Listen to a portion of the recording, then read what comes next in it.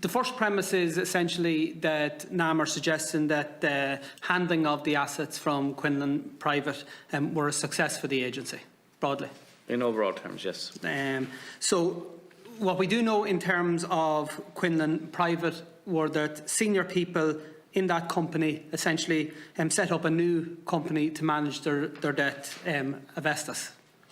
They set up a separate entity, an asset management firm called Avestas. But essentially the same people. So Avestas then are retained by NAMA to manage Quinlan Private loans, but NAMA don't designate them as a NAMA debtor. No, because Avestas didn't borrow the money. Quinlan Private was a partnership which borrowed the money, not Avestas. Okay. You don't put any arrangements with Avestas in writing? No, because it was the same individuals who had borrowed the money personally. So effectively, they were the same people who were involved. Yeah. Okay. So and then Avestas are privy to the target price that you have set out. Yes, I mean, after we went through the business planning process of all our debtors, over 800 debtors, we set up business plans. We told them what the outcome was in terms of what the decision was, what they had to try to achieve. Okay. Am I correct in saying that throughout this process, NAMA were unaware that a director in Avestas was also a director in Clairview? Yes, but he wasn't a NAMA debtor. No, but he was a director in the company that was managing on behalf of NAMA, but also the company that that eventually purchased. Yes, he was a director of Clairview, and as I said to another one of your colleagues here, it would have been better if they'd fully upfront and disclosed it to us. There was nothing we could have done about it legally, but it would have been better if they'd disclosed it to us. Okay, so overall, in terms of this portfolio, the Controller and Auditor General has suggested that there was an undervaluation to the tune of in and around 29 million. Then we have a situation where, as on the valuation that NAMA had placed on the file, very conveniently with the Project Nantes portfolio, Clairview offer through a non-competitive process essentially the gap that NAMA needed to fill.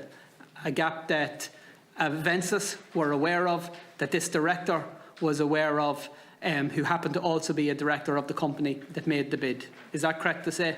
Well, all the debtors were aware of what the overall target was. I mean, and you know, if the same debtors are seeing what the assets the residual assets are selling for, it's easy to work out. It's easy to work out the difference. There's nothing proprietary in that, Deputy. It's a mathematical calculation. You don't have to be a mathematical genius or a property expert to work that out. Yeah. But at the same time, most people, I think it's fair to say, most people didn't know that this portfolio was even on the market.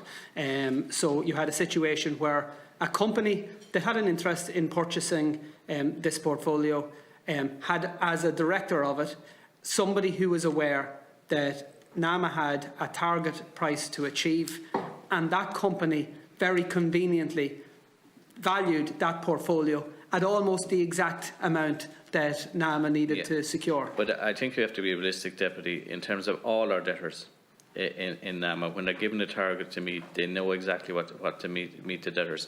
And again, just to be fair to Avestas, because its requirement is that that person became a director I think in December 2011 of Clairview, and Clairview had made the first offers to us in October 2011, before that person was a director.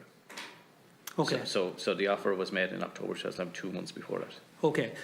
Do you think it might be conceivable that that person might have been in negotiations with that company in respect to whether or not they would take up employment or a directorship before that? Deputy, that would be pure speculation on my part, and I can't engage in speculation because I don't know. But here's the facts as we know them, that the Controller and Auditor General has suggested that the overall portfolio was undervalued to the tune of 29 million. There's been a suggestion that on the Nantes project there has been a loss incurred to the taxpayers in Ireland of 10 million. You suggest that it was only €3.5 million. All of these things are possible, but what I don't get is your answer to your first question, that you accept and you contend that this was actually a success for the agencies and the Irish taxpayer, because we clearly, whatever about laws being broke. There were clearly bad practices employed, and my fear is that NAMA aren't as angry as hell about the fact that you were played. A guy who was operating for a company that you employed was also a director for somebody who was purchasing through a non-competitive process the portfolio that was for sale, and at the end of the day the people who lost were the Irish taxpayers. But I don't understand why you're not as angry as hell with this individual and the companies involved, because they played you. I don't accept the play of the deputy, but I am angry and I was very unhappy at the fact that they weren't upfront with us and told us that one of their colleagues, who was not an AMA debtor, was asked by Clairview to become a director of this Luxembourg entity which bought the portfolio. It would have been, as I said before to one of your colleagues, it would have been morally better to me if they were upfront with us. There was nothing we could have done about it. Would it have been better if somebody in NAMA had done a little bit of research to find out whether or not somebody was playing on both football teams at once? Listen, Deputy, all NAMA debtors are in negotiations with parties to try to refinance their loans out of NAMA. That's the real world that we live in. But we never come across a situation before where this type of thing happened, where somebody who was a director of this new entity was also a director. Can you be sure it won't happen again? Move on to the next speaker.